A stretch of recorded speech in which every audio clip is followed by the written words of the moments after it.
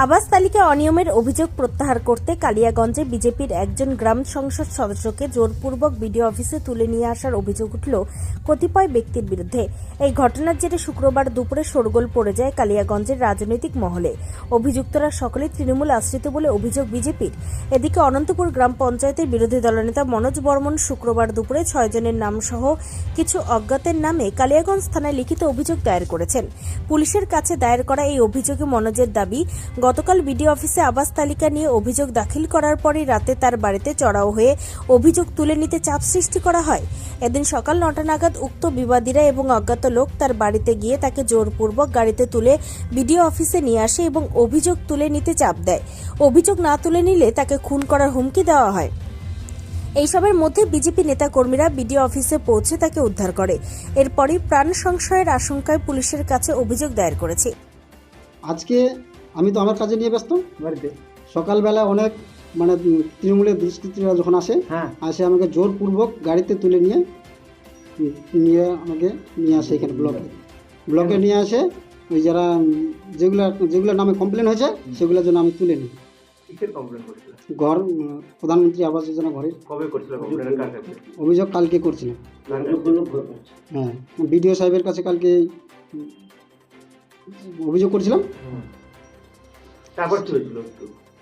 তারপরে তো এখানে জোরপূর্বক করে আমাকে নিয়ে আসে জয়েন্ট ভিডিওর ঘরে আমাকে ঢুকিয়ে জবরদস্তি সই করে। তোমাকে কি আগ্নেয়াস্ত্র দেখিয়ে জোরপূর্বক তুলে নিয়ে এসেছিল তো ওরা?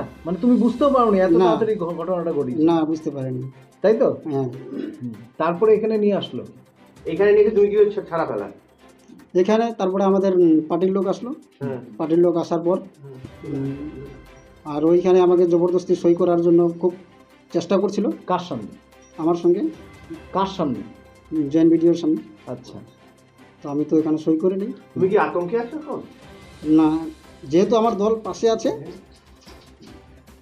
হ্যাঁ।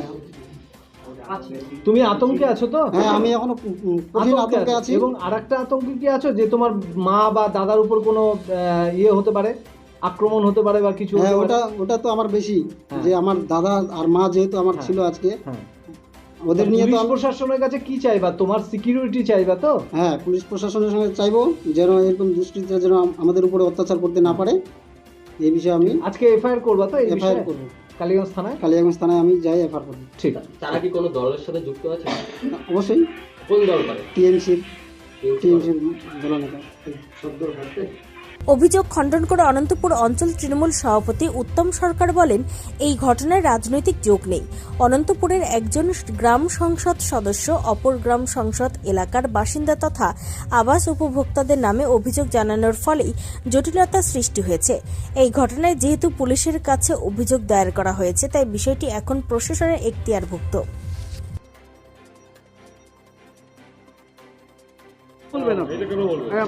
না, ওরকম তো জানা নেই আমার। যদি এই ধরনের ঘটনা হয়ে থাকে তাহলে সেটা খুবই দুঃখজনক। তবে আমি যেটুকু শুনছি যে উনি নাকি গতকালকে কারো চাপে পড়ে এই ধরনের একটা কমপ্লেন করছে, যেই সংসদের মেম্বার তার পাশের সংসদের 25 জন বেনিফিশিয়ারির এগেনস্টে কমপ্লেন করছে। তো আজকে উনি তারপর এটা উদ্বেল করতে আসছে, এটুকুই আমি জানি। আচ্ছা, ওনার সংসদে যে এই ঘটনা? না, ওনার সংসদের না, পাশে অন্য সংসদের। অন্য সংসদ, ওখানকার প্রতিনিধিও আলাদা। কিন্তু বুথটা একটাই? না, নাম একটা, অনন্তপুর 1, অনন্তপুর 2, দুটা বুথ আলাদা। হ্যাঁ।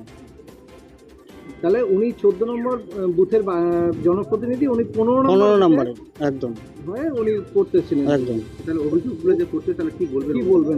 না, বারংবার সরকারিভাবে আবাস যোজনার সার্ভে হয়েছে। তো যদি পরবর্তীতেও সার্ভে হয়, সার্ভের মাধ্যমে যেটা রিপোর্ট আসবে ওটাই।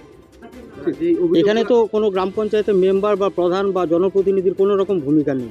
পুরোপুরি আমলাদের মাধ্যমেই সার্ভে হয়েছে।